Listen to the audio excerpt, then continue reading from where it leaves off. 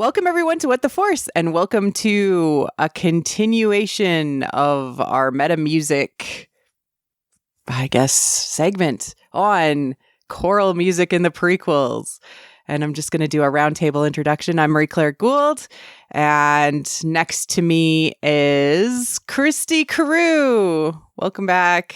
Thank you so much for having me. Great to see you guys again. And after that is Frank Lehman. Hi, nice to be here. And finally, we have Elyse Willis. Hi, everyone. Thanks for having me back. Yay! We're all here to talk about choral music. The first thing I really wanted to talk about, because we really only got through The Phantom Menace first, is all about how we slowly see the choral kind of almost influence the score, or vice versa, the story is influencing the choral, to show almost like a degradation or a lean into the dark side. So we stop hearing as much light sounding voices or innocent voices, and it slowly starts to slip into these darker male evil-y voices as the movies progress, and it's sort of in the background, and it's almost as if the ancient chorus of, if this was like a Greek tragedy, it's sort of leaning into more male and more like in a way primal voices too.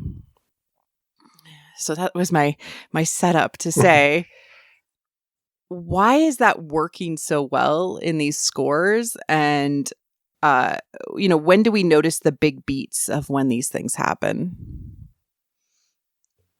Well, if I can chime in, I think you have to sort of take into account the musical prehistory of Star Wars, and the advent of the chorus basically in Return of the Jedi, right? There's virtually none of it in the first two movies, and then in Return of the Jedi, it's very strongly associated with the Emperor, and he gets low male wordless oohs and ahs for the most part there. So that association was built back in 1983. I mean, it's channeled for sure in Phantom Menace because we hear the Emperor's theme in that film as well. But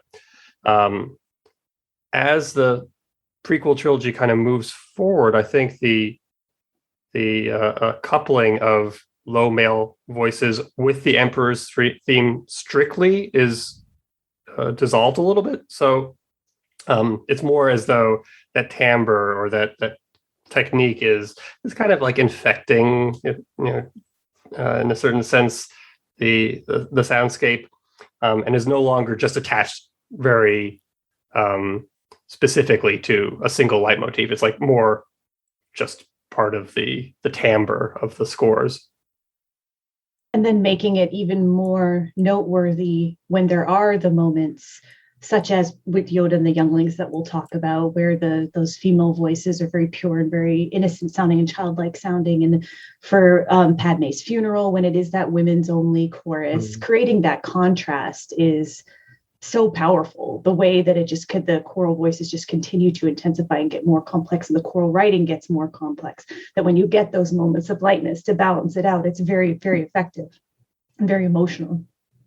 Yeah, and obviously this is not something that was the advent of John Williams, though he uses it to great effect. But this has been sort of built into our musical language, I think, for centuries. Even if you don't consider yourself particularly musical, there's an inherent value that each of these vocal ranges or timbres have.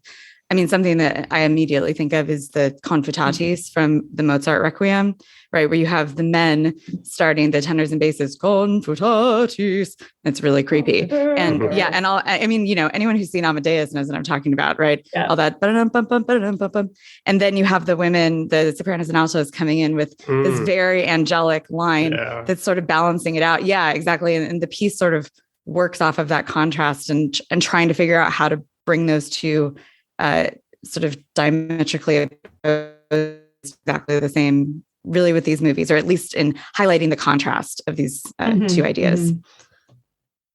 That's so interesting to see, like, that they are used almost like a light side voice and like a dark side voice, and it's sort of more feminine, more masculine as well, like to see those two sides expressed even within the score.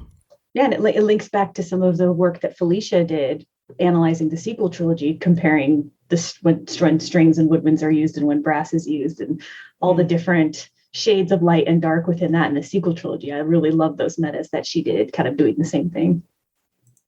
Absolutely. All right. Any other thoughts before we start digging into the music? I mean, mostly just I emailed you guys this morning, just that over the course of this entire project that we've been doing, we of course did get more choral music in The Rise of Skywalker and in the sequel trilogy, but just really looking at the prequels as a body of work combined together, we all feel like a profound sadness that we're not getting any more Star Wars music from John Williams. But like, just to think about if he was to do another trilogy and he was to do more choral with it, like what would we get? Like, even just based on how cool and crazy and weird and horrific the choral stuff is in The Rise of Skywalker, like where could we go? Where could he take us? And just even what are those stories going to look like? And it just hammers it home again for me that while there's a whole brand new world of amazing composers that we are now going to be opened up to. And I think that Chris Willis would be an amazing composer for Star Wars. There's so many that would be amazing. From your lips. Yeah. There's such a great world opening up, but it just hammered it home again for me that like he really is done. Like this is what we'll be doing, is going back and looking at this amazing body of work and analyzing it, but we won't be exploring into new John Williams Star Wars choral terrain. And it made me like a little bit sad this morning, but also like happy that we're taking the opportunity to keep talking about it. Well, I mean, once you reach 9 symphonies, you probably you don't want to tempt fate. Most of them decide not to, right? Yeah. That's true. But never say never, right? As of 2 weeks ago, we got a new Han Solo and the Princess arrangement from him, like his third take on it. And, maybe he'll pull a solo and write a theme or two for upcoming movies. Yeah. Or TV shows. I mean, I would love to see him contribute to the Kenobi series. That would be pretty neat. It's not as though the new Star Wars music that we're getting from other composers isn't in some fashion responding or incorporating his material. So like, for example, it's really subtly done, but in The Mandalorian season 2 during, I don't remember which episode, but they're on some facility and there's some suspiciously Snoke in a pickle jar-esque imagery. I remember that. Yeah. And Coruscant, I mean, he again, it's very subtle, but the sort of music is this low, I think, wordless, super low male chorus, which is the dark side, and it's in recent memory Snoke's material. So that kind of made everyone sit up and go, oh yeah, this scene is important. Yeah, I mean it's clearly like it's bait for speculation. It's a musical Easter egg, but that's fine too, right? Those are the things you live for. Yeah. Oh yeah. Right. Yes. Right. Enjoy my screen here. All right. So I think we wanted to start with Yoda and the Younglings. Yeah, and there's something about the vocal technique in this that I want to ask Elyse about. Oh boy. Okay.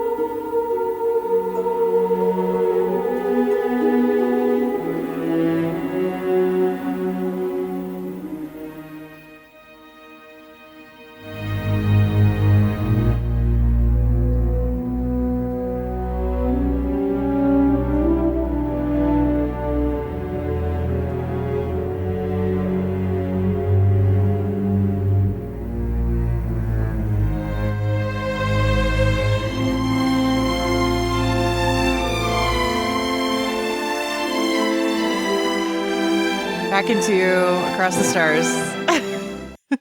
Oh, it's so beautiful. Just interesting how consistent the tone is of the singers. And I'm curious if that is so hard to achieve. I mean, these are world-class professionals, but it just seems like it's almost one person singing, it sounds like. Everything about the way that their voices are moving together and the shapes of their mouths and everything. It's so perfect. It sounds like almost one person.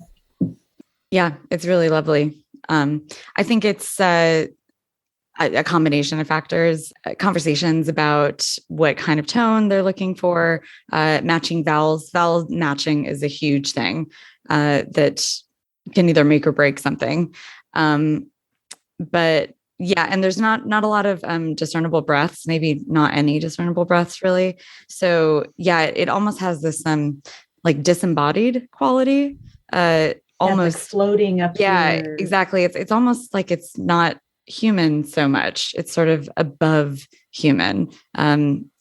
Yeah, I wouldn't say synthy because it sounds like people, but it has that kind of circular breathing quality, where it could you feel like it could just continue on forever. Yeah. I think a lot of that is just communication between the singers, just agreement about, vowels and styles and placement. It's sort of, it is the Younglings, Yoda and the Younglings, right? Yeah. So it feels like it's very influenced by the sort of, Anglican or like traditional, English children's choir, right? So that kind of forward, higher placement, and also with the vowel too. It's not too like hooty, ooh, it's more ooh, ooh. It's got this lighter quality to it. So matching all of those things, I think, is what gives you that impression that is almost like one person. It's beautiful. And it's cool the way rhythmically it moves and the way the harp is underneath. It's like obviously there's rhythm and a time signature and stuff, but it just makes it feel like you're following his thoughts, kind of meandering through this star map that's being projected and just kind of following this kind of abstract thought. And the music is sort of moving like that. It doesn't feel like it's moving in a super strict time signature. Yeah, it kind of gives the illusion of spontaneity. And that has something to do also with the accompaniment such that it is, which is, I think, just harp, right? Or maybe harp, or a couple harps, with pretty non-thematic figurations, like a note of the chord here, a little scale fragment there. It's a style that Williams uses with some regularity for these sorts of magical, ethereal scenes. I guess you could call it like his ethereal trope. And probably most recent with respect to Attack of the Clones would have been one of the Harry Potter movies where you hear a similar sort of high, either children's or women's chorus singing very softly with some sort of, like, it's pan-diatonic. It's not quite Lydian. It's not quite major accompaniment tonally underneath.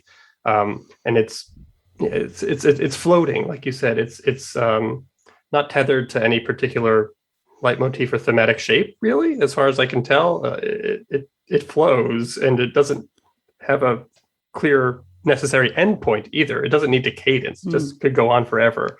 Really, it's an interesting choice for this sort of scene. I think it was trying to reflect pure Yoda, like him being a teacher of children, and like who he was at that exact moment in time. Also, maybe the purity of thought of the Younglings, which he mentions in the scene. So so they're sort of not tied down to the things that Obi-Wan might be thinking of, right? Their minds are more open. Yeah, so good. And this is one of the things that I always loved about Star Wars under George, which has become less apparent with time, which is that children are more tapped into the Force because they have no limits on their minds, and they're more able to see connections and access the Force because they just haven't been told no, right? More potential out there. Examples of this kind of scoring in Williams' previous output, like Harry Potter 1, Hook. In Hook. Oh yeah, that's probably the locus classicus, right? Where you have this disembodied. The mermaids do have. Also Maggie, more like so much of the score surrounding Maggie and Yeah, the mermaids have a little bit more like Debussy, siren, the underwater feel that he goes Yeah. with those. Yeah, he does that in Harry too. Even Jurassic Park, the music with the hatching raptors and these sort of egg associated music is a high wordless, not cantilena. It's not like lyrical necessarily, but very flowing and very soothing and mono dynamic. Like, is it more lullaby-ish? No, maybe. I mean, it's soothing. I don't know. Yeah. He has his own, he has a lullaby topic too, which is much more like music box kind of regular phrases and a melody that you would have heard, and we get a little of that in Star Wars too. But yeah, this is something different, and it doesn't really recur either. I mean, when we get to Revenge of the Sith, I suppose the parallel scene to the Younglings in Attack of the Clones has warm-ish choral music, but it's a kind of one-off. It's a one cue wonder. One cue wonder. I like that. I love that. Use that.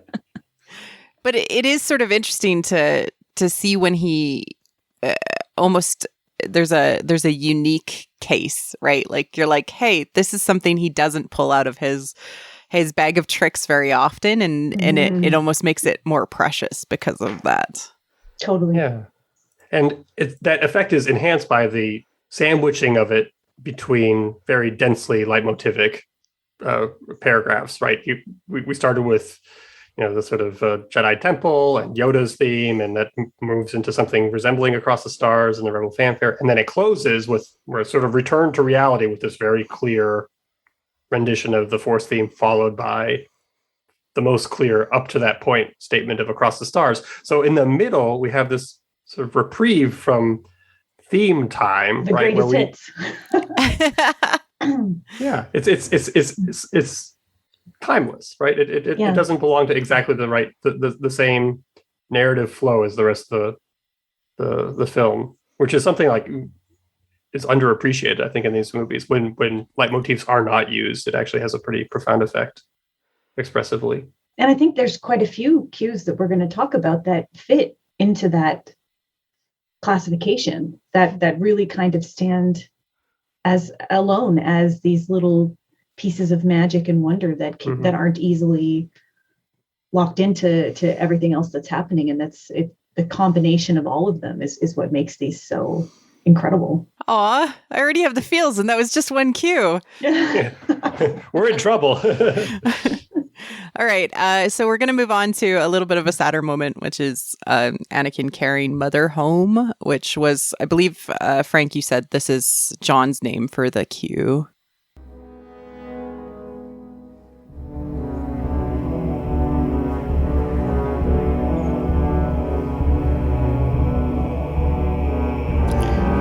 Just that low.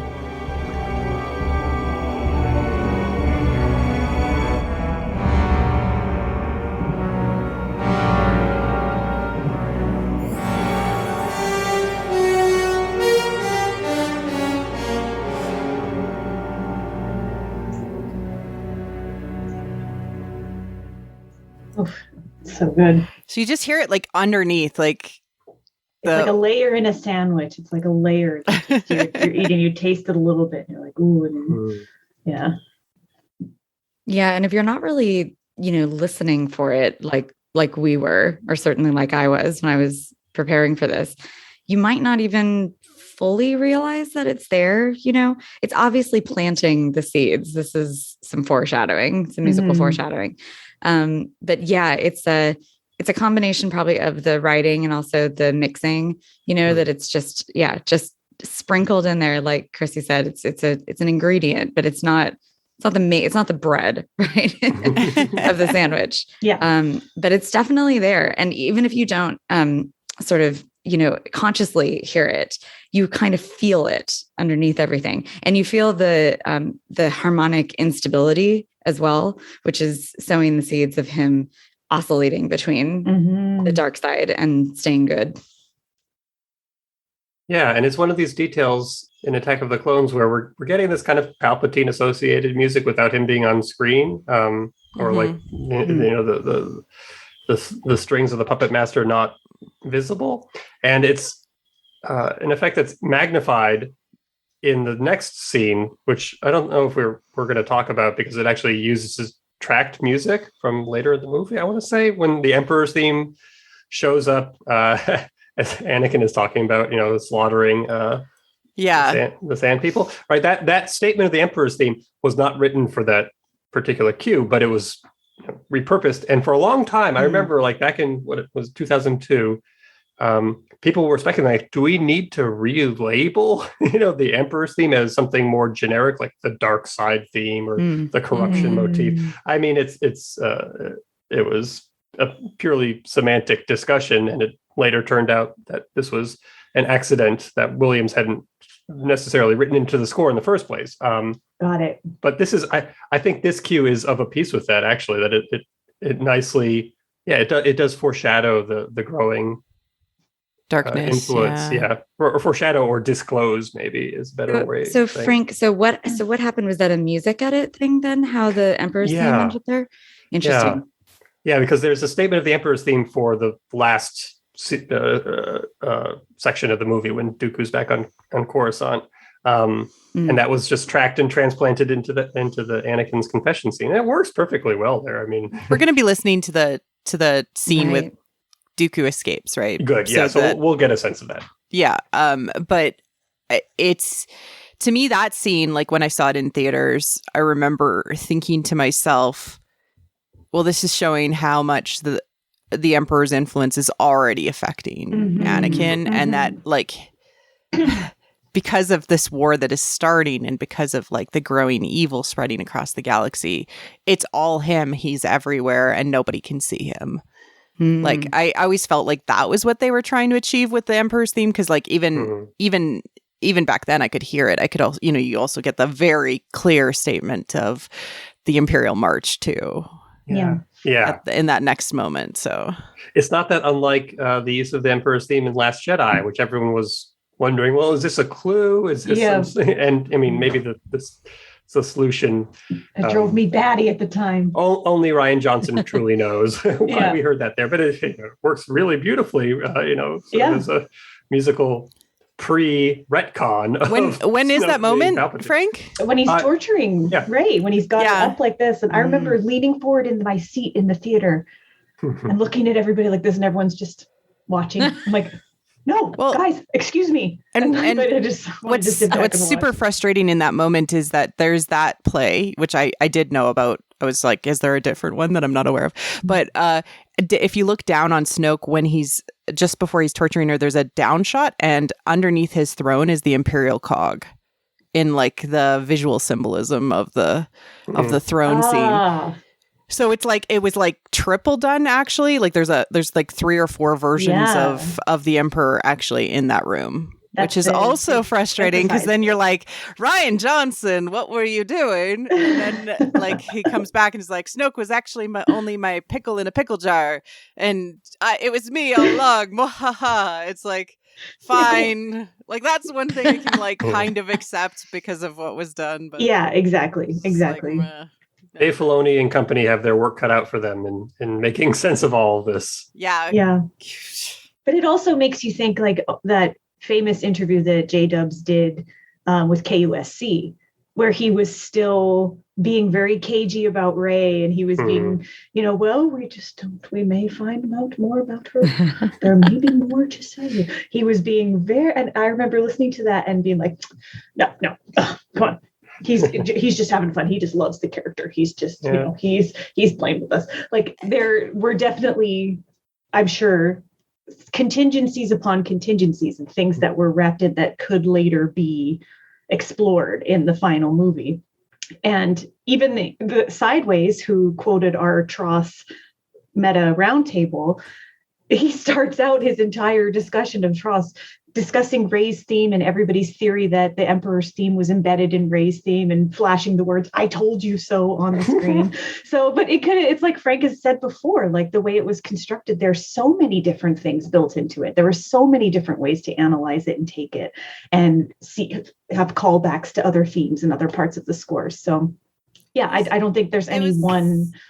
Yeah, it was more like to me, it always just felt like nothing but potential. Like that's how he built the theme. He did that on purpose.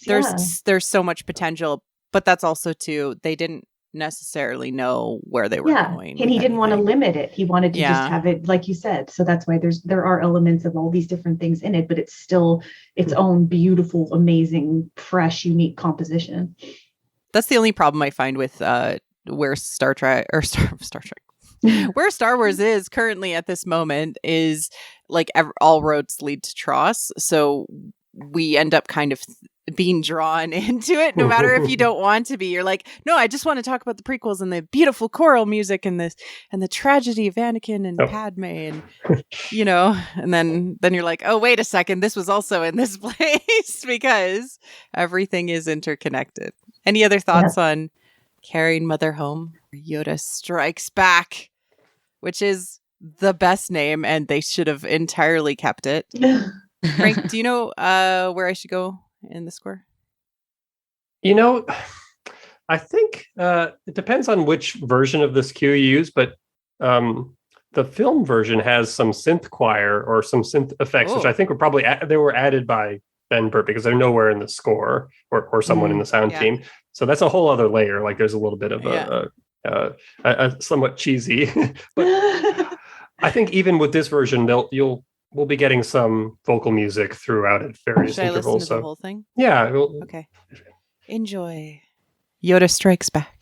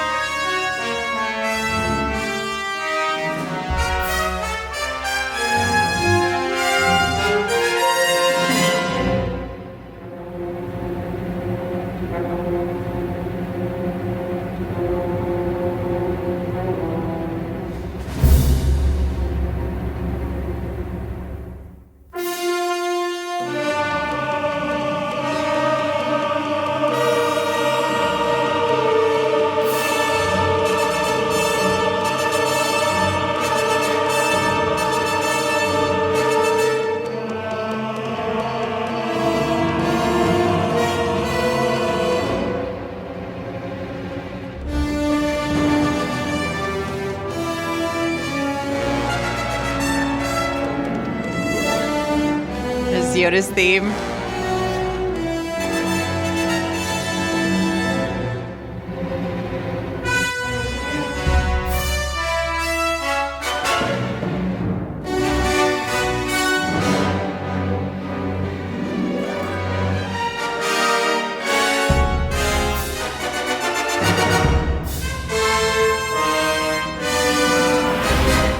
Oh man, it's like you can't hear it without the imagery, just and remembering the way you felt the first time you saw and heard it. Like that's just so it's and in the beginning that sound, it's like a gunslinger. It's like Yoda, the OK Corral, like that that thing. There's some like Morricone vibes there. It also sounded like there was like it was like harpsichord or like synth harpsichord at one point. I was like, what is that? I'm not sure. It's some synth, right? Yeah. That's the odd choice. So it was the early 2000s. We all made weird decisions at that point in our lives. Synth was so cool. So was my hair. So where does this take place? Is this when he is coming in to rescue everybody? Is this like in the arena? I think this is all in the hangar. Okay, so this mostly is the hangar. Right around when Anakin gets his hand chopped off and subsequent. Like I think that in the actual film it's micro edited and we're hearing different things at different times, but overall the cue is in place. And towards the end, when we hear Yoda's theme, that's, I believe, when he's using the Force to prevent the collapse on top of Obi-Wan and Anakin. Mm-hmm. And the majority of the choral music that we heard there, like where it was most prominent, is during the lightsaber sort of spinning around. Right. Yeah, like sequence. when that first statement, when his arm goes like this in his robe and this lightsaber.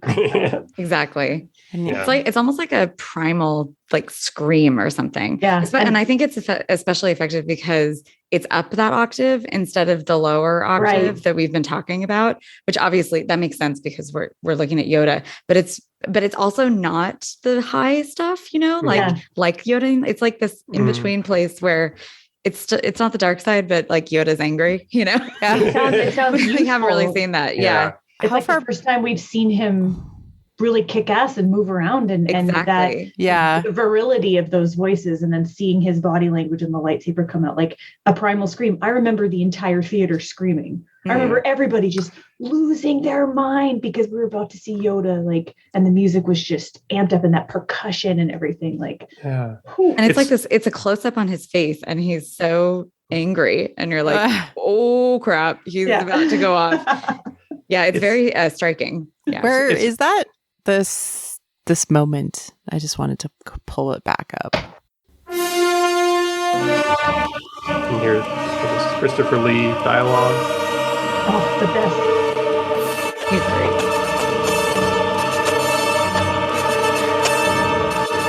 And here they go at it.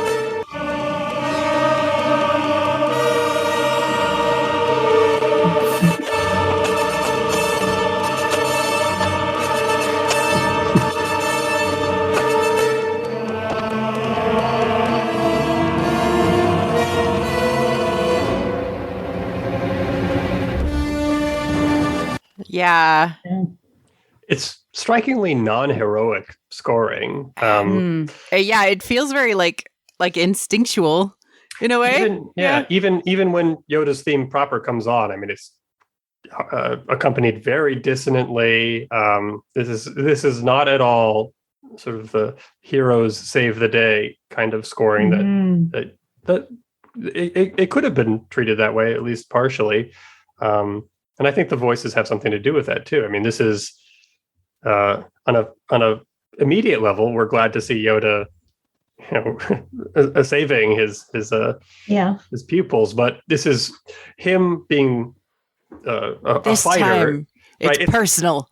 But yeah, it's I remember there was some discourse, and maybe that we've lost it a little bit. But back in 2002, people were saying, "Oh, this isn't Yoda. Yoda would never fight, right?" Yoda, and I think now we understand that, he wasn't so perfect, and everybody's mad at Yoda now. Yeah, well, I'm not mad at Yoda. How could I ever? Why are we mad at Yoda? I was seeing some discourse, some quote Yoda sucks discourse, just in terms of. What did he know about Anakin, and what could he have prevented, and how could he have I don't like guided takes him? on the internet. Yeah, no. Yeah. I've been on Twitter hiatus, so sometimes I come back and then I say, "Oh yes, healthy." Okay, I know that we're talking about choral music, but you guys know that I am somewhat of a newbie to Star Wars, or at least not quite the expert that you all are. What do we think about Yoda's lightsaber fighting and jumping? He was using a cane, and now he's partial frog. He's partial frog. And to me, this always leaned into the old master trope of martial arts films, where you have this old person that's walking down, and we see it all the time with Mr. Miyagi. You see this old man walking down with a cane, and then suddenly these young thugs are I'm gonna attack you, and he's wah, wah, wah, wah, wah, and then he limps away. That's the the old master trope. Okay, that's helpful actually, because I was getting some Willy Wonka vibes, when he comes out with when he cane. spins, yeah, and then he does the somersault. And I was like, because, okay, I like that comparison better because otherwise it feels a little bit like he's a fraud or something. Like, you know what I mean? I mean, like like we've been tricked, and I didn't like that. So I'm going to think about it that way now. Thank you. Appreciate that. No, that's always what I thought George was going for because like you pull it out. Arts films and yeah. I mean, we could go through it frame by frame to see whether his movements are even like physically possible. I'm under the impression that he's using the force on himself to like partially levitate or accelerate somehow. Which is, I guess, if I were a Jedi Master like him, I probably wouldn't exert myself with my muscles so much as telekinetically. And he's very tired after it all too. So I mean, he was his midi-chlorian mana pool or whatever. Like that meter went way down. Stop video gaming my force. I'm sorry. We're gonna have fights. I like the way that this looks better than someone floating and randomly doing an obvious slow motion wire flip to the ground. I'd argue that I prefer the way sorry. We're not going to talk about that movie anymore. Okay, sorry, just kidding. I love Yoda's fighting. I just remember how excited everyone was to be like, oh, this is actually the Jedi Master that we were like told about. And then people were like, wait, should he, like exactly your reaction, Elyse. And then I was like, well, it just reminds me of martial arts movies with the old master. So I'll just accept that. Yep. Okay. This is helping me sort through my feelings about this. It's like a therapy session of sorts. Thank you. You're welcome. We may resume our choral music chat now. All right. So we progress all the way to the end of the movie with Attack of the Clones, and Dooku is just escaping. So this is actually Dooku escapes to Coruscant. Yeah, this is a substantial cue here for like this is where the chorus really stands out, I think, and solo vocals too. Yeah, I love the solo vocals on this. Lots to say about that. Yeah, this will be directly from the movie, so there'll be some dialogue.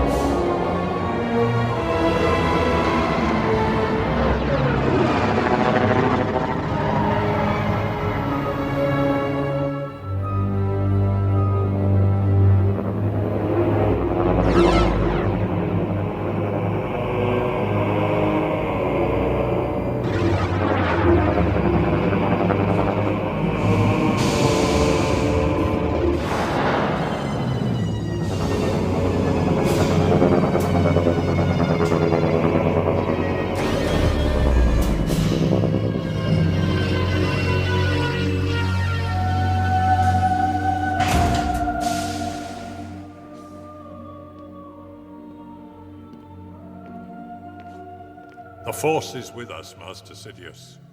Welcome home, Lord Tyrannus. You have done well. I have good news for you, my lord. The war has begun. Excellent. Everything is going as planned.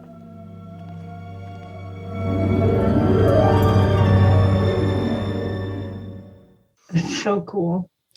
What's going on with that voice, that like solo, like... I wonder, someone should be able to figure out who that soloist was. I was looking it up. I was actually looking it up earlier because I would love to know. Did you find anything? No, I was just, people, so the London voices, but trying to find the person credited for that. I mean, it's just like so starkly opposite. But like a group of low male voices and then a single high solo female voice. Mm-hmm. And that super haunting melody with those half steps. It's so interesting that that's what he chose to do. Yeah, it did feel haunting. Like this is the mystery. This is the Phantom Menace. Yeah. Ghostly. It's another 1Q wonder, right? There's this material does not recur, and in my mind, it's a pretty clear allusion to or piece that's been modeled on Ralph Vaughan Williams, the British composer, and specifically his Seventh Symphony, Sinfonia Antarctica, which features on the outer two movements, solo female vocalists singing very similar music against similar harmonization. I mean, the details are all, they differ, but the spirit is there. And for that musical setting, that symphony comes from Vaughan Williams' score to Scott of the Antarctic, which is a film score, 1940s, I want to say. And the music there is a depiction or evocation of the frozen wastes of that claim all life, and that leave none of the people on this ill-fated expedition alive after the conclusion. They strive for a discovery and exploration, but they all end up frozen to death at the end of the movie. I mean, this is historical too, and it is if you don't know, it's a great symphony, and I think there's more like a full choir in some fashion in various places, but it's full of solo female voice. And it's not the first time that Williams will channel Ralph Vaughan Williams in the prequels. You get it in episode 3 with the sort of temptation of Anakin music, and then fast forward. Sorry to bring this up, but it comes back in the Rise of Skywalker. It's fine. We know it tied in. We know. Well, all this is to say, I think it's a very knowing reference. It's an unusual one too, because like Christy, like you said, it's in opposition with our expectations, which has been low, male, brooding, quasi like throat singing on sometimes even deep. And here we get this. Well, and we literally just heard that right before she comes in. Yeah. It makes me wish I don't know why I didn't think to, but I could have brought this up in that article I wrote about how John Williams' music pulls us to the dark side. And I had this whole section about Palpatine and like the opera scene and Revenge of the Sith. But this is just as interesting. In some ways, it's even more illuminating because it goes against our expectations. It goes against the trope in a certain way. Yeah. It feels like a mysteries being revealed moments, like that's like he shows up and he meets Darth Sidious and we're like, oh, you were working for Darth Sidious this whole time. It's a payoff. Yeah, it is a payoff moment. And it because of that contrast, it highlights it. It's like very bright in the score. And it's like, this is an exclamation point. Gosh, that's so interesting about Vaughan Williams. I know the Sea Symphony and Dona Nobis Pacem really well. Like I haven't spent time with the Antarctica one. I really want to listen to it now. If you give me 1 second, I can pull up a clip to share on YouTube. Sure. I mean, this is worth comparing. I think you'll be, because it just speaks to like his unending musical literacy and everything that is just swirling in that epic brain.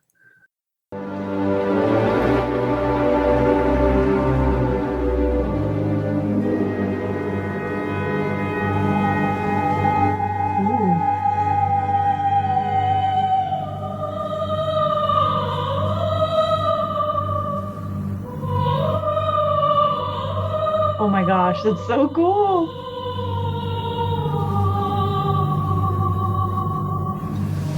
That's choir too.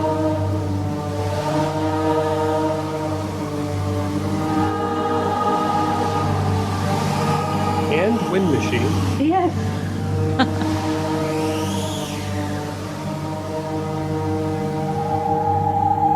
Yeah, you're absolutely right.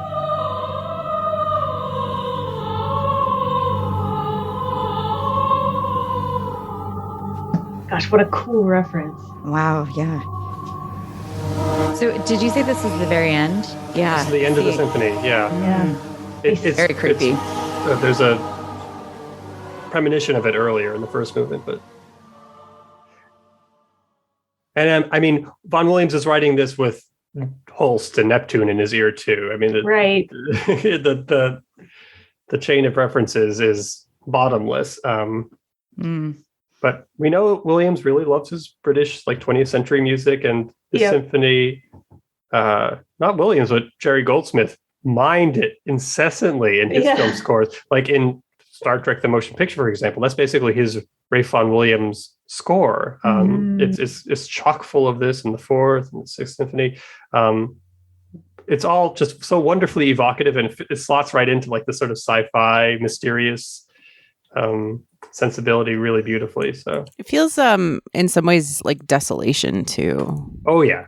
Like, well, like there is no hope.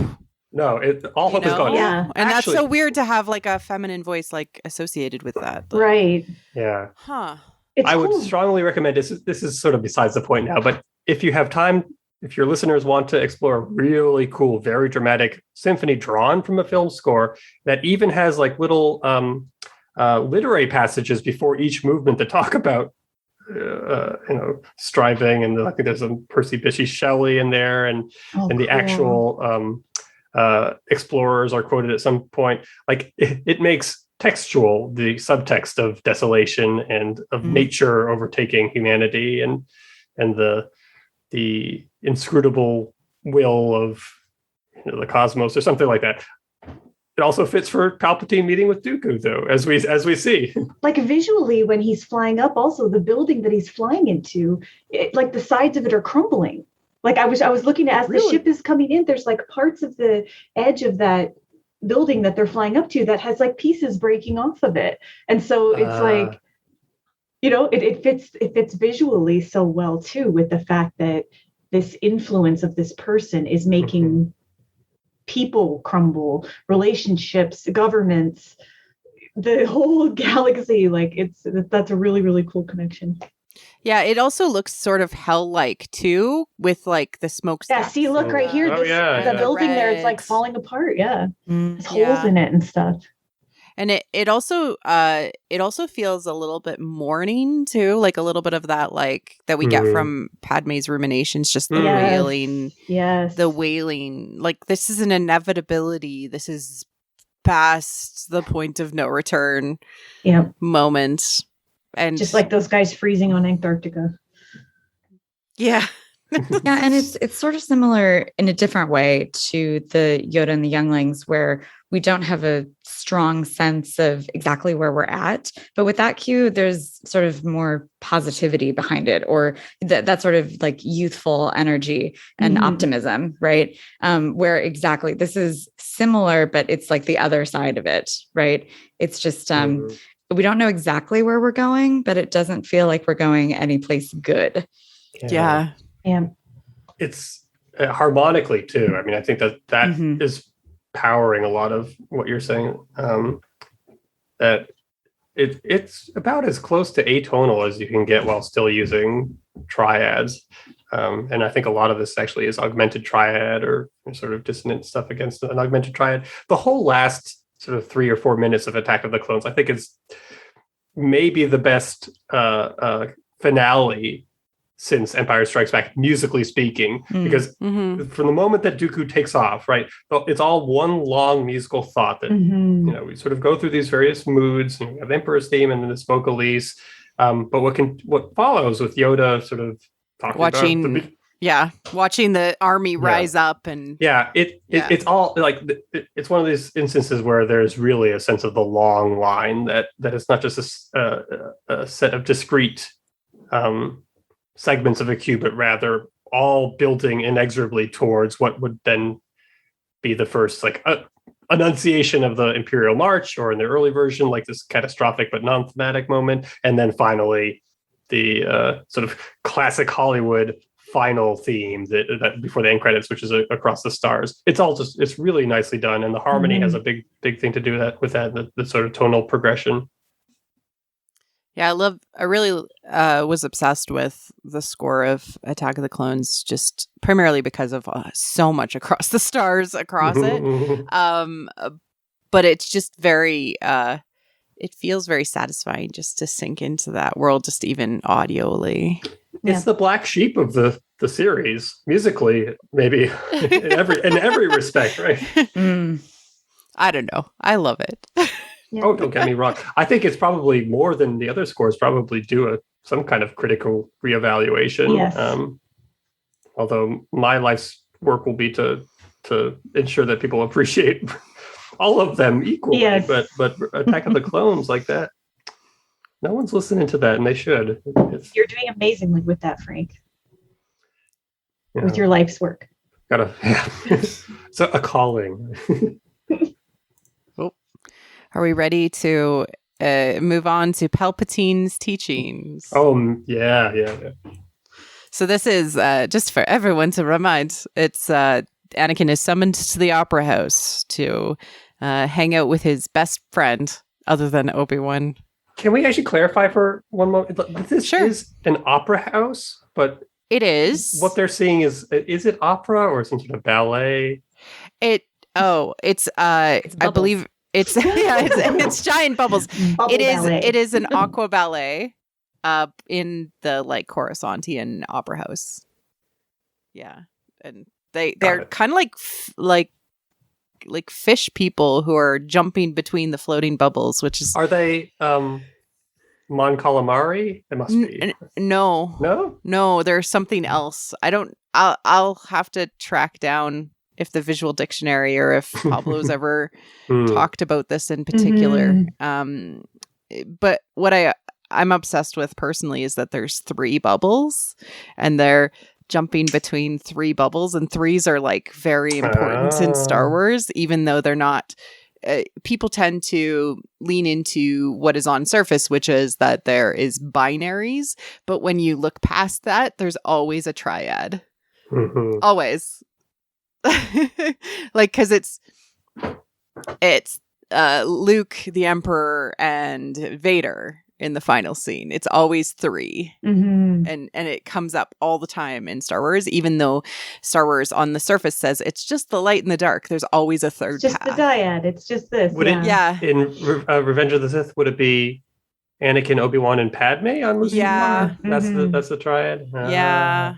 It's always 3. And it's like a weird thing about Star Wars that they try to say it's only a binary, but it's always a triad.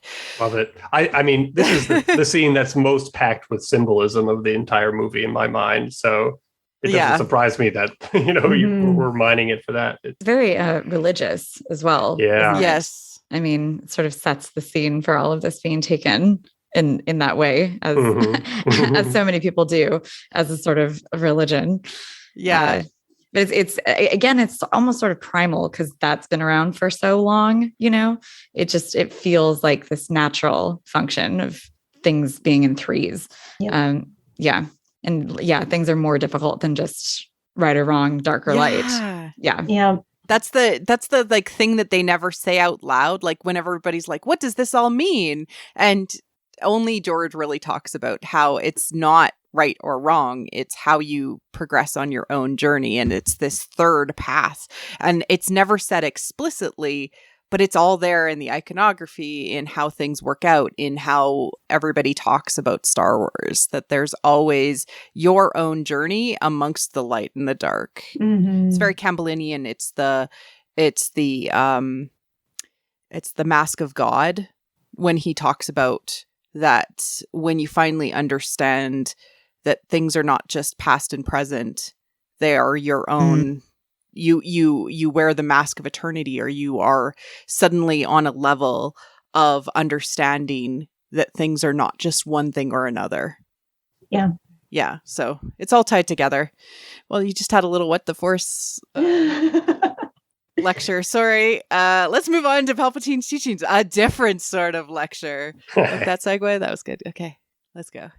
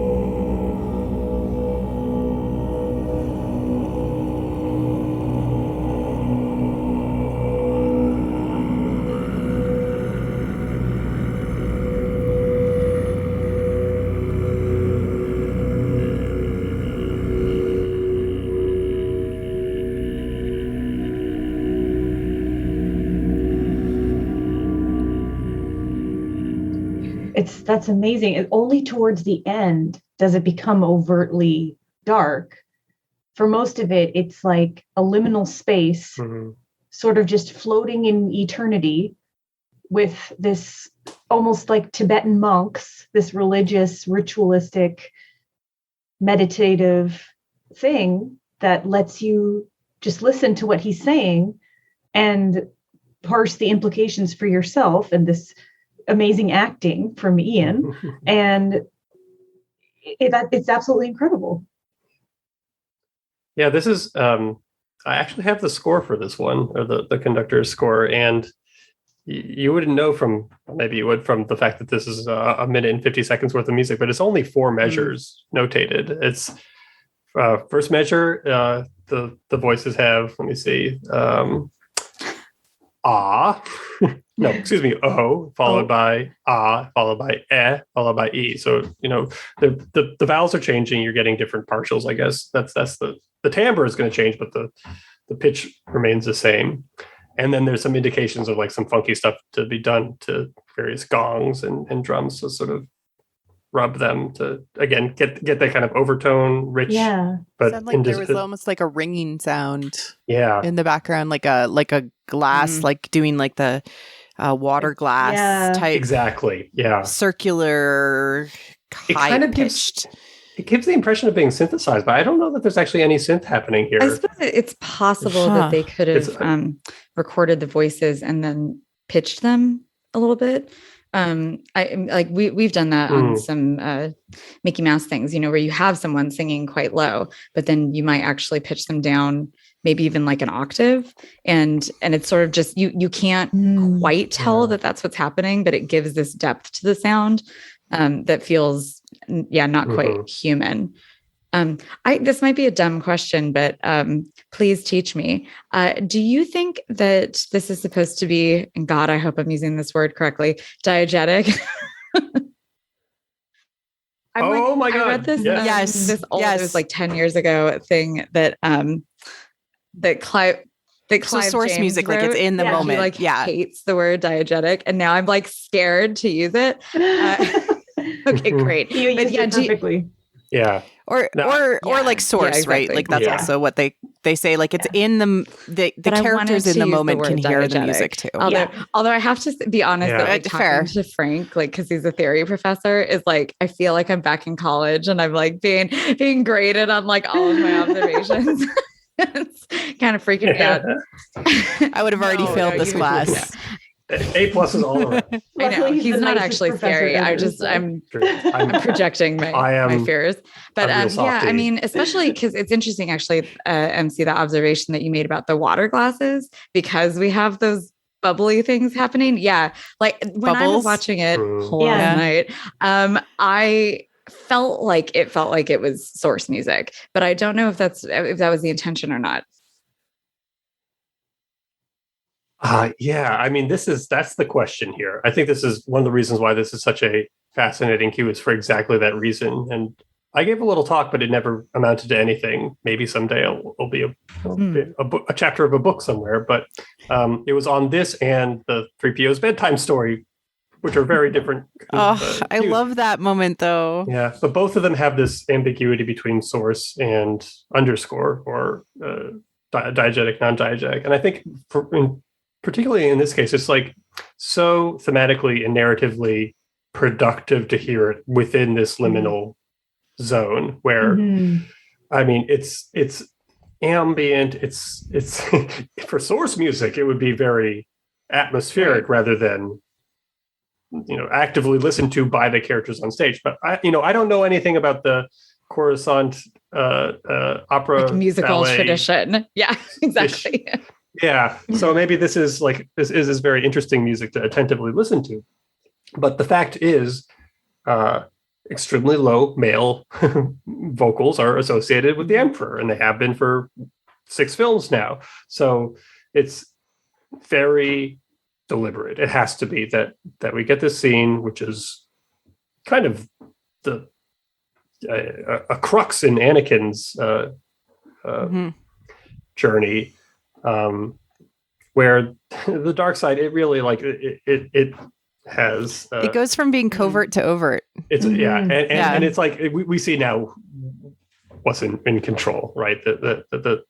The cards have been dealt already. So we're getting this kind of sublimated version of the Emperor's theme. It's not his theme, but it's the timbre of his theme. It's the color. It's the sort of general soundscape. You're in the world, leaking out of the score in a certain sense into the actual space that the characters are inhabiting. So like it goes to show the extent of his control over the story, that even something that had previously been restricted to like this other plane of narrative, the underscore, is now itself seeping into a space so that it can then take like insinuate itself into Anakin's mind. So yeah, I think that this is probably, for the fact that it's just 4 measures, maybe the 4 most interesting measures in the score. Yeah. I love it when Star Wars does that, which is tells the story on multiple layers. It's reflected in the shadows that are on their faces. It's reflected in the moment that Palpatine gives like his one little moment and his lackey's just like, screw off. Like, like it's reflected in the score and the feelings that are in the moment, and it's all over the place. And when they tell kind of that moment on multiple layers, it's the most successful moment of a Star Wars, right? Like when you see it so repeated across it, and that they know what they're doing in that moment, and that it's being expressed symbolically and visually and in the score. I don't know if you talked about this on other episodes, but it's also a really crucial moment of narration or storytelling within the movie, which is a rare thing. It's giving us history from a certain point of view, or perhaps an unreliable narrator. We don't know. Right. We don't know what Palpatine's true feelings about Plagueis actually are, or whether he was this good person or this bad person. And we still don't actually know what Darth Plagueis even is. Like we had some EU stuff, but that's all been like washed away. So we don't actually know anything about this person. We only have this interpretation from Sheev himself. And the music isn't trying to influence you one way or the other. Like towards the end, we get the low strings that are kind of starting to draw you into something ominous, but it's letting the narration and the explanation be told, and just holding you in that space so that you can listen to it, and it's not pushing you towards positive or negative while you listen to it and while you absorb and while you are taking kind of Anakin's viewpoint in that scene. Yeah.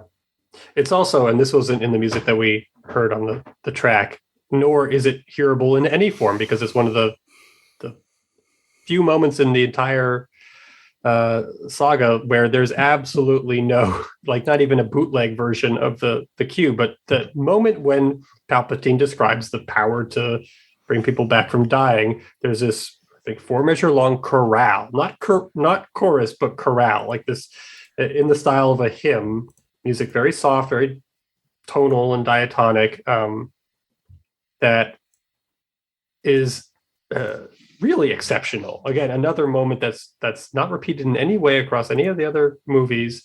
Yeah, I wonder if we could like bring up that specific moment. And doesn't have voices, it's just strings, but it's so striking. There are the bubbles. Yeah, there they are. There's way more than 3, but yeah, there's like 3 that they're jumping from. All right, so where it's a little bit further. It's whenever he says could even bring people back from dying. It's pretty close to this. All right.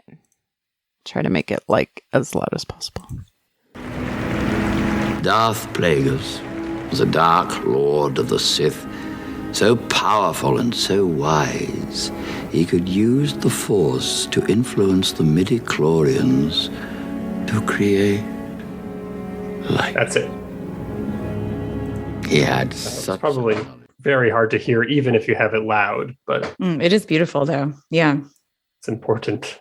Yeah, I'm gonna try one more time. he could use the Force to influence the midi-chlorians to create life. He had such a... It was like that raising up. Mhm. Is that it? It's kind of, Yep.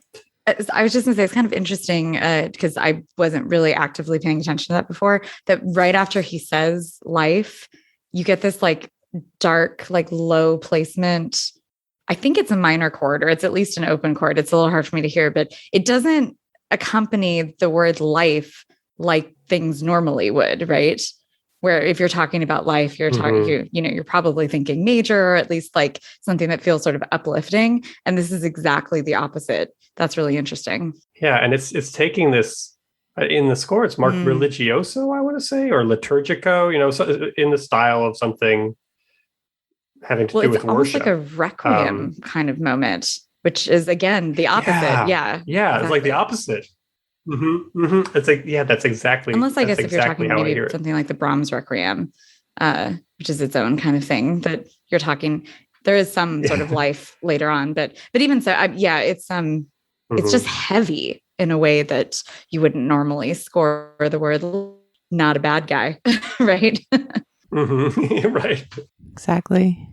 And next up is Padme's Ruminations, which takes place as Padme is in her apartment and looking across the landscape and the skyscrapers of Coruscant across to where Anakin is at in the Jedi Temple as he waits for Mace Windu to confront Chancellor Palpatine.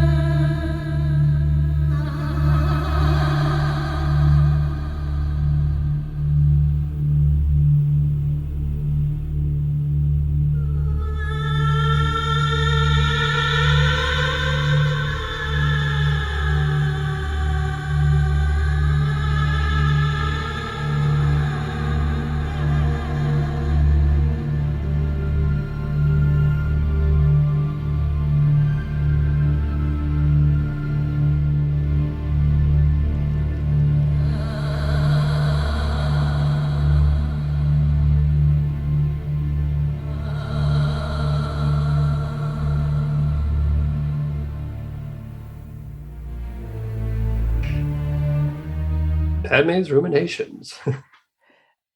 I remember always loving this moment.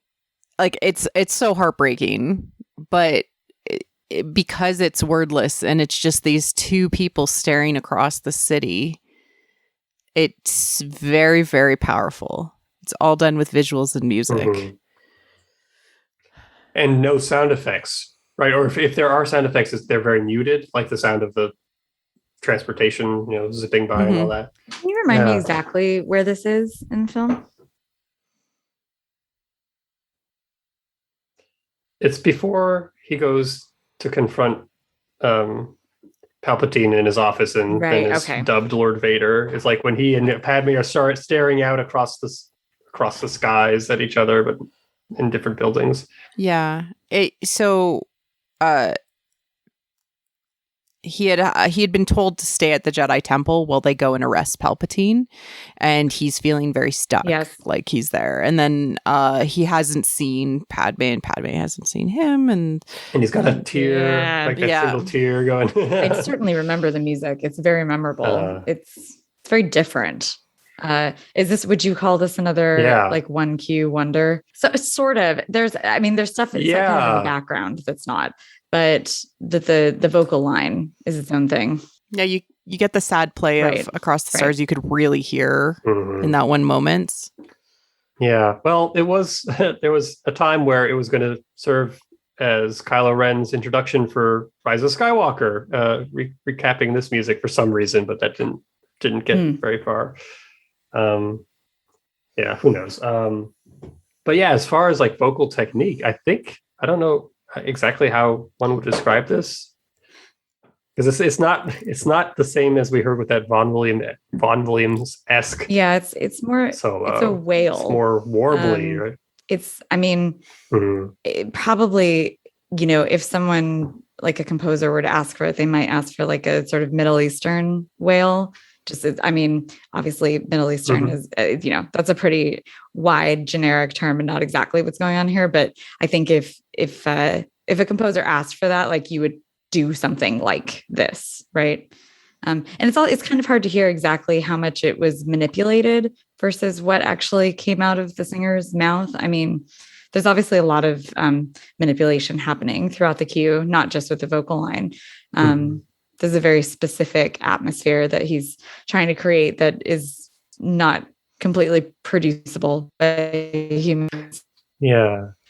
But it's very effective. Yeah. And a lot of it also has to do with the drone, which I have to imagine is almost entirely synth underneath, which does give it, I don't think it refers to any specific like region or folk tradition, but there is that sense of a kind of spontaneous, improvised, not rigidly determined. This, I don't know, how would you describe it when like your voice connects continuously from one note to another without like gaps?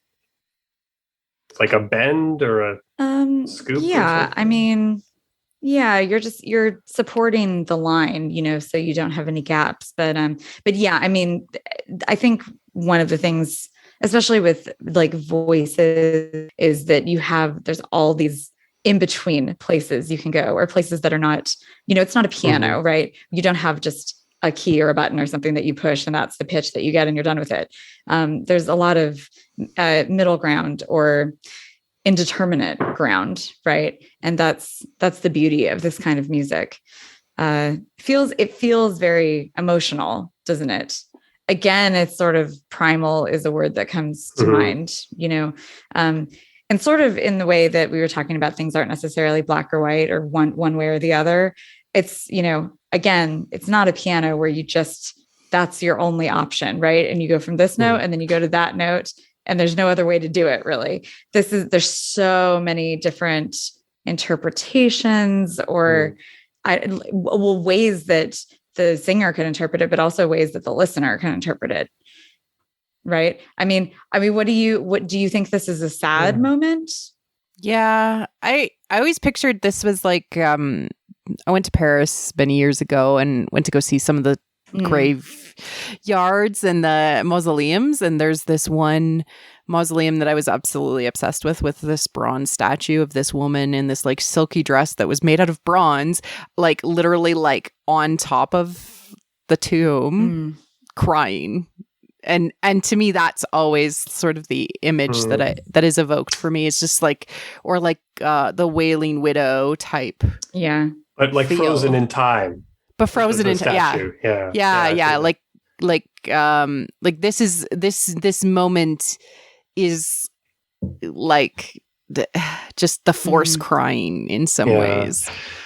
I don't know if I shared this on a previous episode, so forgive me if I'm just recapping this, but because this scene is in its way a kind of trope of different characters across cities staring out over the horizon, we presume at the same time, in a wistful or lonely manner.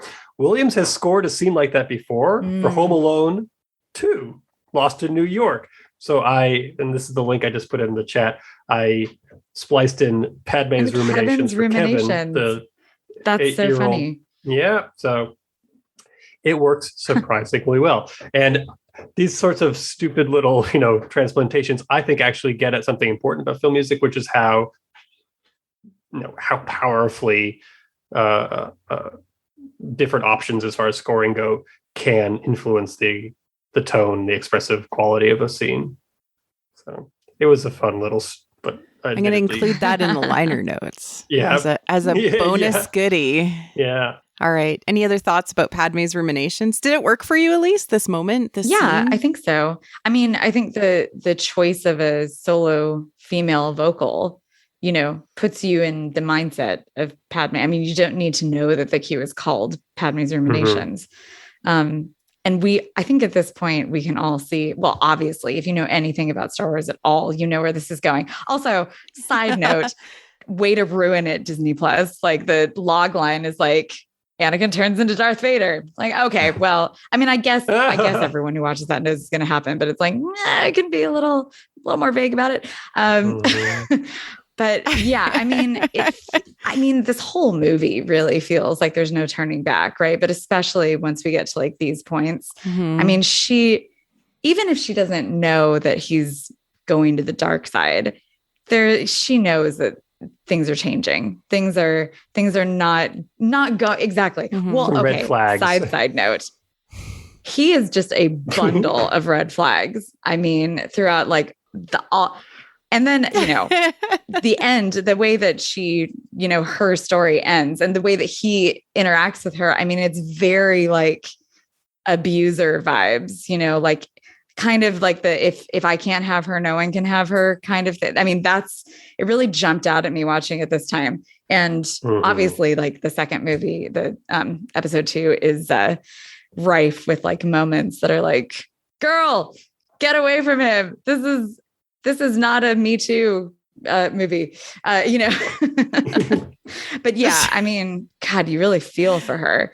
I think the weeping, wailing of her soul, or she knows that it's not going to end well, I think.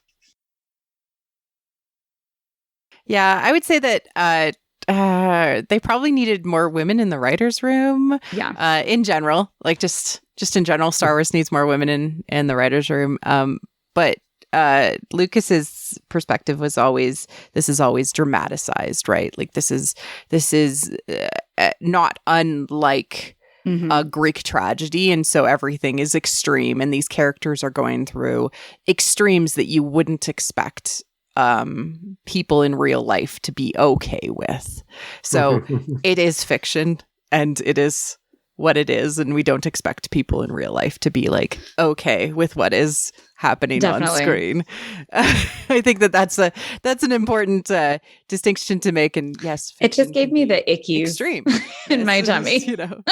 Oh yeah, and I think that it's supposed to, but also it's part of it is that she still had hope that he would turn back at some point, or that he could be saved, or that there was still hope too, and that she ends up like being this hope that is represented in Luke that continues on from a generational perspective. Hard stuff. All right, Anakin's dark deeds. Speaking it goes deeper. How deep can we go?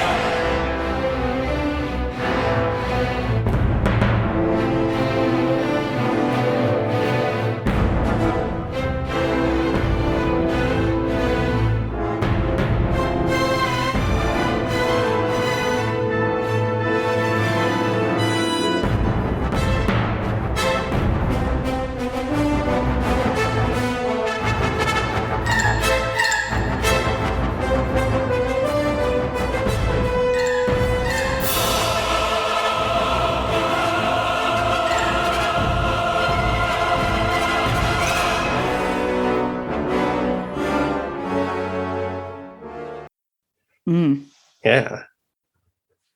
So this is when Anakin is cutting his way through the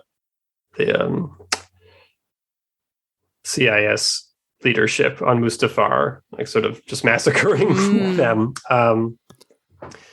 So dark deeds. Good title. Yeah. In the name of peace, though, of course. We were told that there would be peace.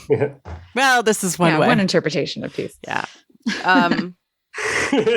And this is like the moment that everybody loves, I think, from who's like a dark side stan. They're like, oh, and then you get to see his Sith eyes because he's so evil and he's killed so many people. He's gotten so powerful.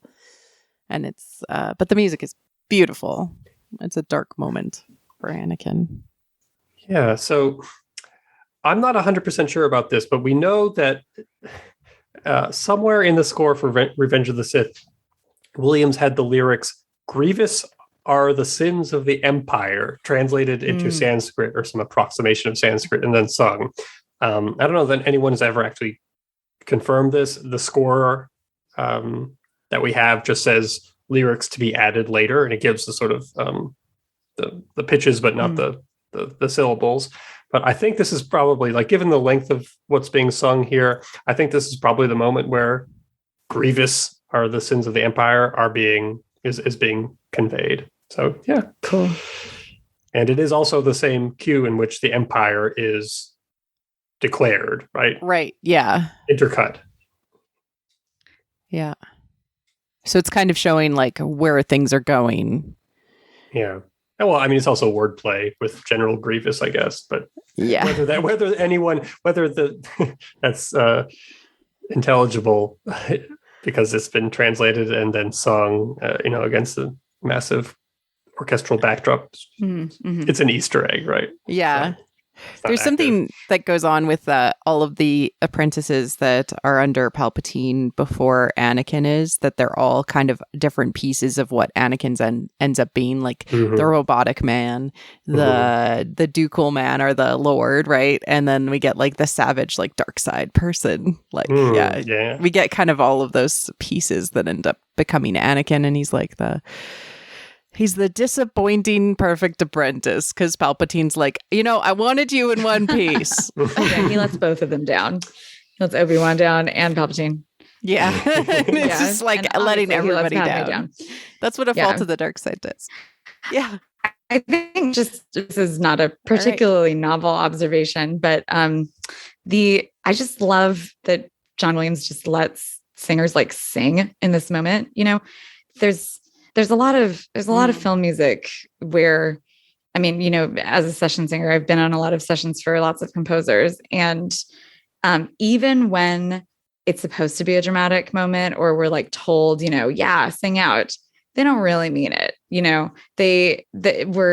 like, yeah, have some vibrato. And then we do sing with vibrato and they're like, oh no, we don't want that. It just, what are they going for then? What we're told, it's a lot of straight singing, or we can add what they call shimmer, which is technically vibrato, but it's not like full throated, what you might get in an opera chorus or something. And this is not strictly like an opera chorus. You'd probably get more vibrato in an opera chorus. I remember like when we were recording Rise of Skywalker, it felt like the people in the booth were like, oh, wow, we haven't heard this sound before in Los Angeles, because obviously these weren't done there. And, they were really impressed with us, which I was thrilled to hear, obviously. But I was like, well, we're just being allowed to sing. We're just being allowed to like do what our voices want to do naturally, instead of feeling like there's a lid on it or something. And so it's anytime, it's not only John Williams that does that, but it's kind of rare. So anytime that we're allowed to just like sound like humans, as opposed to like trying to mimic synth singers, which happens a lot. That's it's sort of a self-perpetuating cycle, right? The composers, a lot of composers will write things on computers and they'll have to use synth patches because they need to mock it up for the directors or producers or whatever. And then that's the sound that they get in their ear. So when they get real people in there, they actually don't want us to always sound like real people. I did a session this week where they actually like said those words, like, how can you sing this and not sound like humans? And I was like, well, you could just not have us sing this. Like, if you want this to sound like a synth, then just program it. Yeah. Just not show up. So I just appreciated in that session, and I can hear it in this track too, that the singers are just allowed to sing. It really makes such a difference. That's my little like side tangent.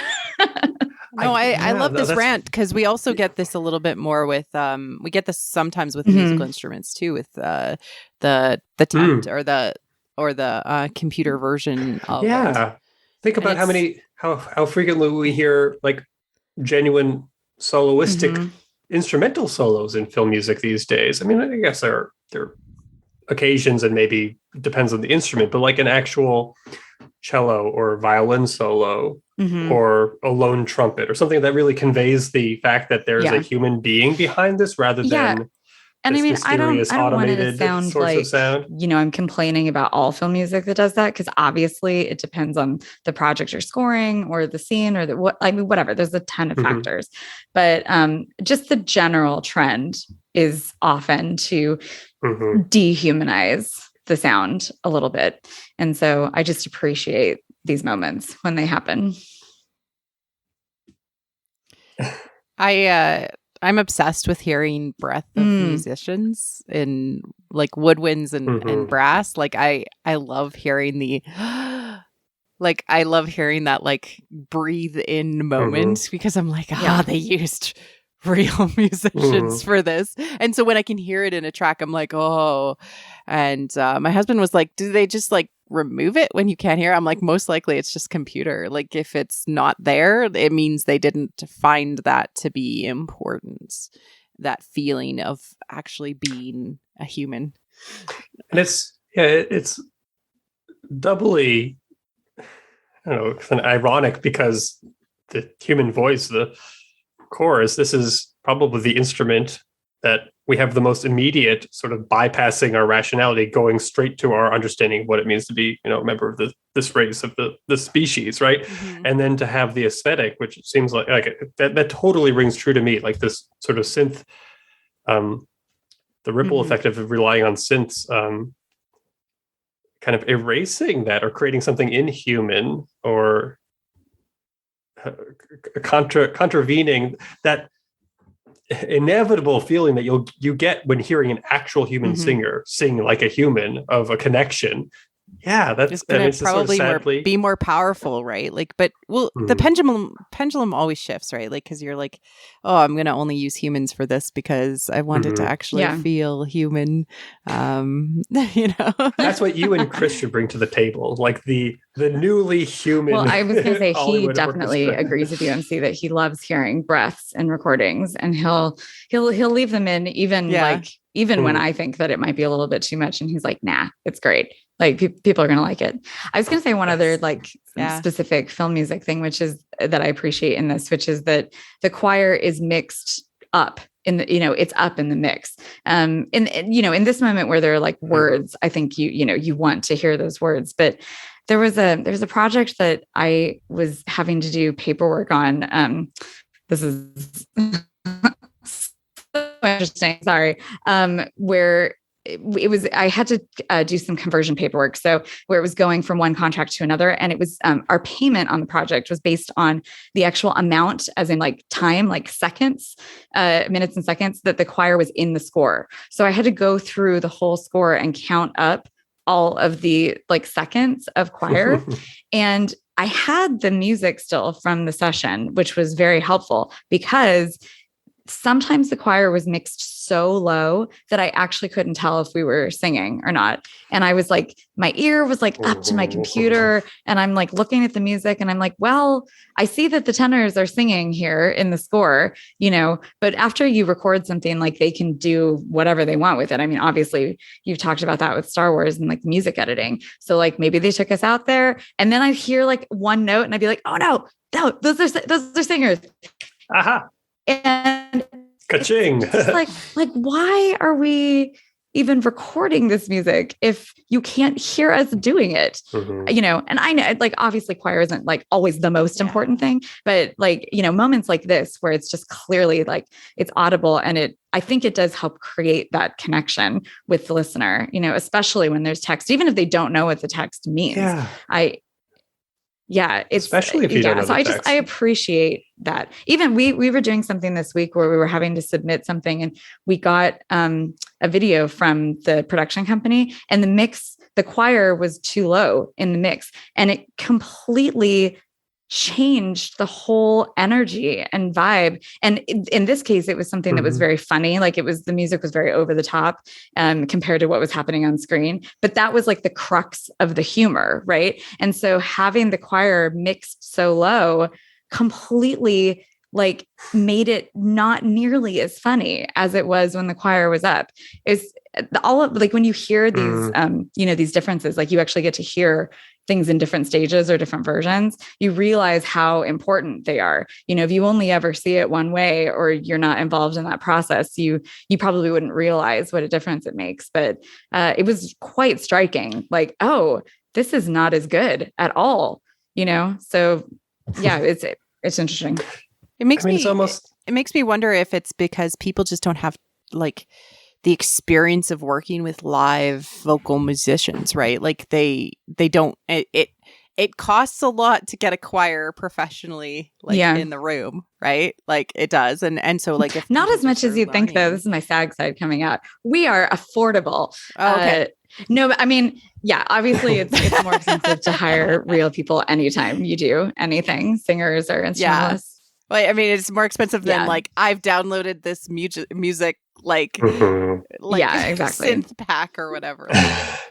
Well, it's almost like someone in the filmmaking chain is embarrassed by the presence of any score element in a forward way, and because of the way that I think we're instinctually tuned into the human voice, maybe chorus is the easiest thing to set off some alarm bell in an oversensitive, like focus group oriented producer or something.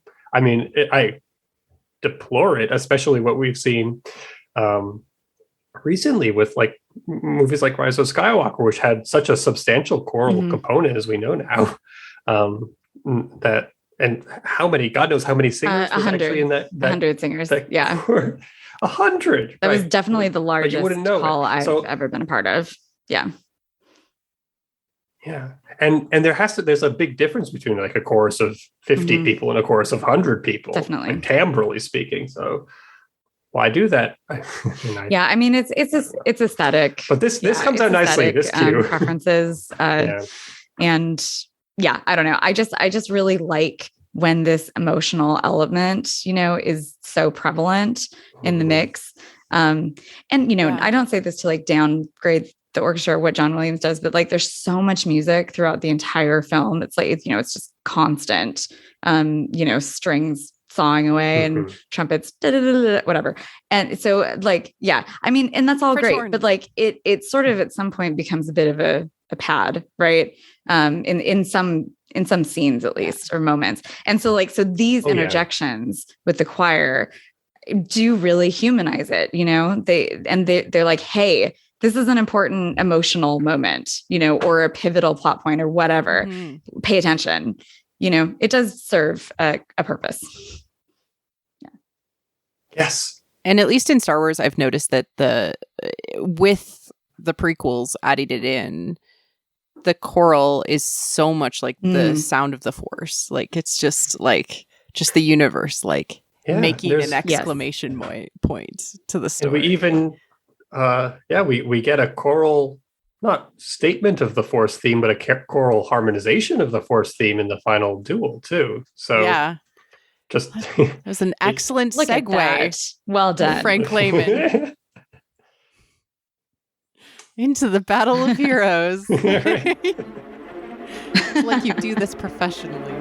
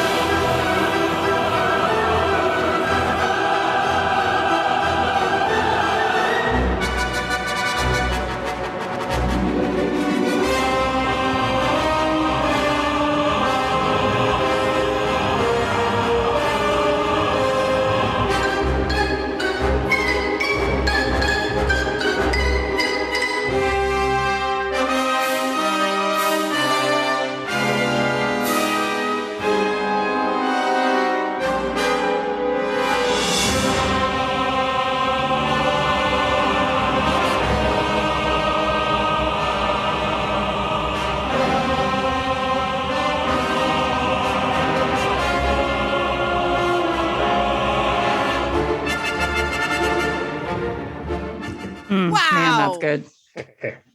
Holy cow. That like choral with the Force theme. I want to hear that all the time now. Can we hear all the Oh, but yeah, no, you can't. It's the power of it, I think, resides in the fact that you only ever get that once, right? Yeah. It's only that we don't just give a chorus to the Force theme. It has to be at this one singular moment, which is why it sort of saves it.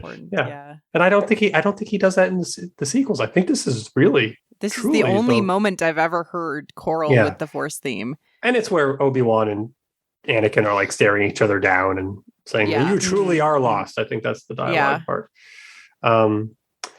Also interesting about that statement of the Force theme, it's like so much else in the Revenge of the Sith score. It's kind of a darkened and corrupted version harmonically, where you get the accustomed melodic shape, but the harmonization underneath it, something pungent and very much related to Darth Vader, Imperial March kind of harmonic relationships.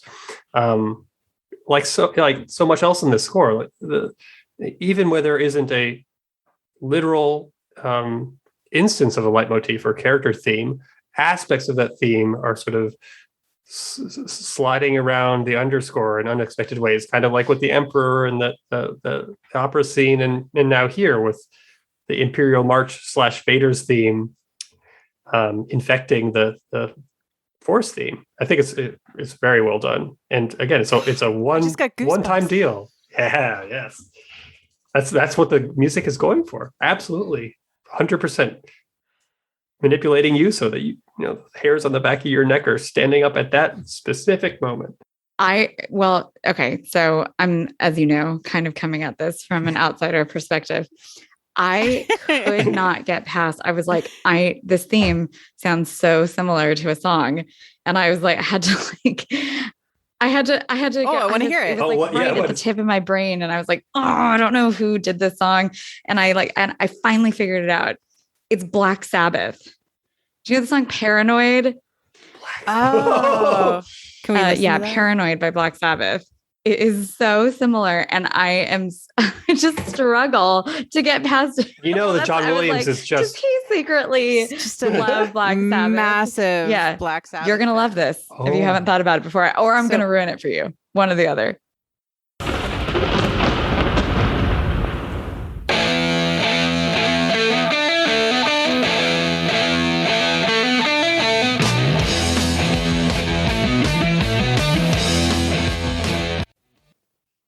I mean, tell me that isn't similar.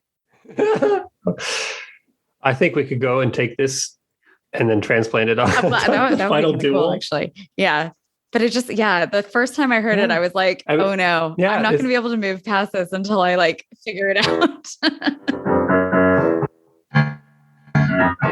It's this particular. Exactly. It's that kind of Aeolian, very natural minor, lower seventh degree, and then the guitar riff at the beginning, which is kind of outlining the tonic a little bit. Yeah, so Chris is always obsessively listening to KUSC, and I'm not. I don't have anything against KUSC, but I like to keep my musical options open. And see, so I can make connections. It's useful. There you go. No, I love it. And it's sort of saying this is the rock opera of Star Wars. It feels like that, actually. Yeah. I think confirmed now. John Williams is a Black Sabbath fan. Yeah. I think we've proven definitive evidence that I've given you. Never would have. Yeah. I'm sorry. No, you're right. I will never not apologize. Hear that now. That's okay. Paranoid fits quite well. It's a rich tapestry. Yeah, no, Paranoid fits quite well with where Anakin was at, right? Because he's blaming Obi-Wan, all of those things. That's true. Yeah. So John Williams loves Black Sabbath. No, but it's great. And going back to the, I hope this is true. Going back to the actual cue, I love when when it goes into the harmony, with the third coming up on top. It's just so powerful. There's a moment where it's I was trying to remember. It was about a minute in. This.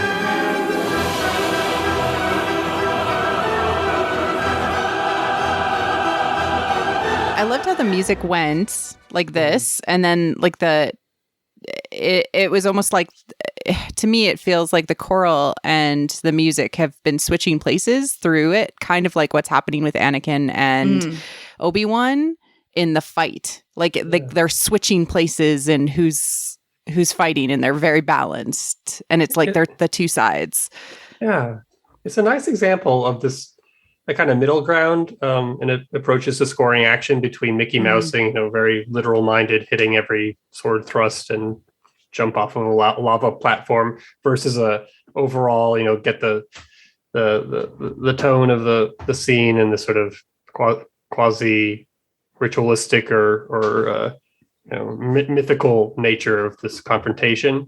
So there are, each subsection of the duel does have its musical paragraph, but within those musical paragraphs, you're not getting the exact moments scored. It's rather a shift of emphasis or perspective somehow. Yeah, and it also, they're sort of riding on those, like, I don't know, lava waves or whatever we want to call them, right? It's a lot of fire in the scene. But yeah, the sort of unsteady ground that they're on too, that motion in the choir is kind of feels like a wave or something. We're never exactly sure where we're going to land. Yeah, I love that. I love that description, because it's like they're on the waves of the lava flow, and like there's this up and down, very balanced fight that's happening in this binary. At the moment of climax in this cue, the choir probably hits its highest note. Obi-Wan is on the high ground, and then it cuts off. The concert arrangement, which we have here, actually continues with new music to give it a sense of finality, whereas in the movie it just snaps closed and then we get another cue. I wonder if we could go to closer to the conclusion of this and hear how we reach that high ground in the orchestra, in the choir. Was it midway? Oh, I think it's probably about at least 2/3 of the way through. Yeah, give it a shot there.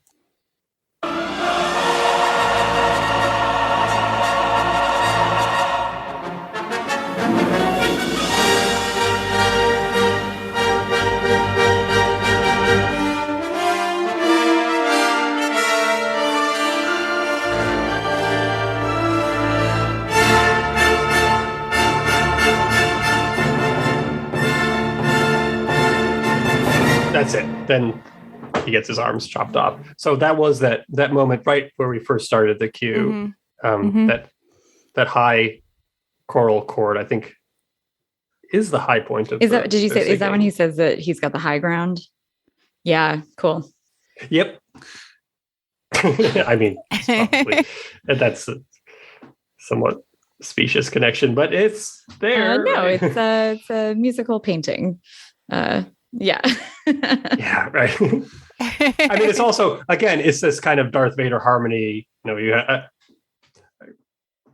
a lot of like semitones. I think in the chord, like the way it's voiced, that you may have like some sopranos doing B flat and some doing A at the same time to get that real grindy. Yeah, that's a very effective technique, especially up high like that. It's very unsettling. You have to have singers who are very confident of their notes, though, or else it's a real mess. Like, yes, both of these notes are supposed to be there, and they're equally represented. But yeah, it's very, very effective. Oof, creepy. Yeah. So that wraps up our choral journey through the prequels. Fun. What have we learned? Other than Elyse has been educated in the ways of the Force. Yes, my apprentice. Well, yes. We've learned about Black Sabbath and how yes, Williams owes them a lot of royalties now. Well, is it something to do with how Black Sabbath actually uses a lot of tritones? Like a sort of modal harmony, right? Probably. Yeah. I was thinking watching it when the Duel of the Fates comes back in, what you were talking about, Frank, about where it's not Mickey Mousing, it's not playing exactly to the action that's happening. I know you've mentioned something about it being a Greek tragedy, or just being bigger, just being bigger and more dramatic than just a film, like a fantasy film. You know what I mean? It's got this grander structure, and it works really well. And I was thinking just how, I don't know, not a lot of films do that as effectively, or I just was really in the moment and just like, oh yeah, this is great. And I don't care that it's not, there was like a lightsaber hit or whatever there wasn't like a boom in the orchestra. It didn't matter because I was into like the emotional content of the scene and like the stakes that were happening. I feel like the humanistic elements do a lot of the heavy lifting for the story. So having the choral in place throughout the 3 prequels, or the second trilogy, as George calls them, is doing a lot of the heavy lifting of the emotionality that is, in some moments, absent from the acting, and that was like, I think, entirely purposeful on George's perspective, because he told the actors to act down, like act less, like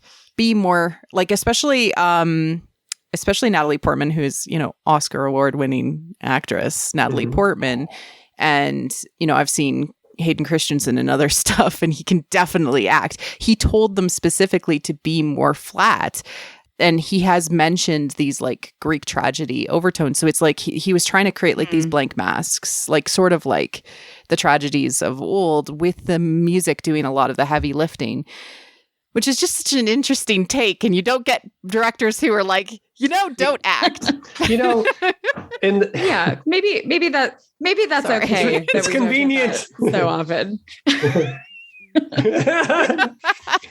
But it does go to show, I mean, especially these days in the sort of era of the MCU and Disney Star Wars, where everything is of a sort of uniform quality in terms of acting and filmmaking. And there aren't necessarily even that many surprises. I mean, suppose with Last Jedi, there was things that happened that were genuinely, from a filmmaking perspective, surprising and therefore controversial, I suppose.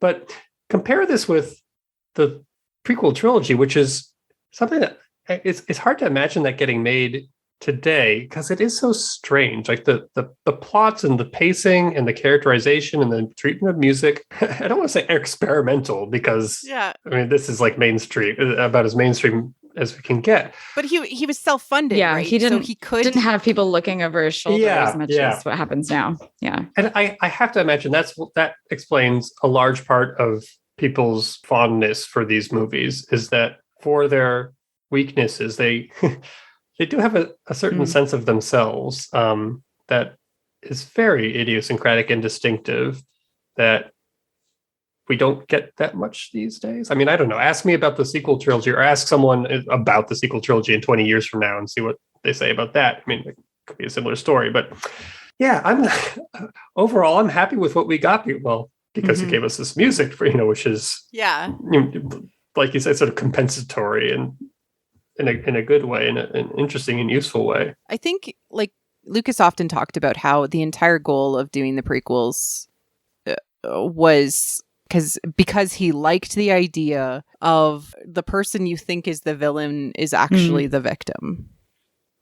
Right? So he's trying to tell you a humanizing story of the worst person that caused nightmares in children when they were growing up. Right? Yeah. And he very much believes that no person is entirely evil and that everybody should have a path back. He's a big believer in redemption, and he tells these stories. And so he wanted to, I'll use the internet term, woobify Anakin. He is the most innocent version of anybody who has ever existed in the first movie. And he goes through all of these dark influences, and he is... he has a life potential that was out in front of him, and he took the wrong path. Do you think that's why he yanked out the scene of him beating the crap out of baby Greedo in Phantom Menace? That deleted scene? I absolutely because it goes against, Yeah, I do think that, like, even though it would have been like, young man, he wanted to keep him it was really until he was under like Palpatine's influence that was specifically put in. Interestingly enough, there was also a underworld show that he was working on kind of in development while the prequels were being made before he made the decision to sell to Disney. I think he was just very tired after the fan reaction to the prequels. And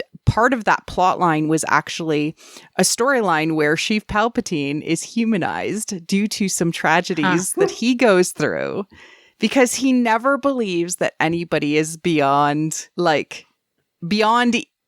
nobody is truly all evil, right? Like that's part of the Star Wars stories. It's very yin yang Ian in that like there's always a little bit of light in the darkness. even poor Rancor, we feel bad for the Rancor when it gets like somebody loved so that Jabba. Rancor. Yeah, maybe not Jabba, but Jabba. I mean, he humanized Jabba inside of Clone Wars. Jabba has a son, and he cared about his son. So, like, whenever he has an opportunity, George would always be like, you hate that villain, but actually, there's more to it. And there's always more complexity, and it creates the story. And it creates a much more interesting musical opportunity, right? Rather than have black and white, to be able to show this kind of progression or retrogression. Like he reverses it in Rise of Skywalker with Kylo Ren / Ben Solo. He sort of gets the reversal of Vader's material, where we start with Anakin's theme, which is all bright and optimistic, and then that becomes corrupted. And Kylo Ren's music starts out as overtly brandishing its villainy. Yeah, comical. He's like swishing a cape and going, I mean, it's because of issues with the screenwriting, it's kind of there's not much time for it to be accomplished musically in the movie, but it's there. I mean, it does create a nice kind of symmetry. Yeah, I really love what Adam Driver did with the character in the 8 seconds that we see him on screen. Right? Shrug. You're right. The shrug. Yeah. Or ow. Ow. No, I am with you on that. It's wonderful, but yeah. So. Oh well. I am eternally grateful we have such an amazing choral to draw upon from the prequels, and that they used it, especially like to your point, Frank, the greatest hits or the one-hit wonders. We got the greatest hits with like Duel of the Fates and Battle of Heroes, and which were like kind of like these like rock versions of orchestral music. And then we get these like one-hit wonders, which are like exclamation points, like pay attention, because there's a human voice here, almost yelling at us, like pay attention, this is important. I really love the use of choral in the prequels. Me too. Me 3. Yay! And I know Christy unfortunately had to leave us 3/4 of the way through this, but we can wrap this all up and thank her as well for joining us for the first bit. All right, let's do a quick roundtable of where people can find you, what you're up to, anything that you want to share out with the people. Frank?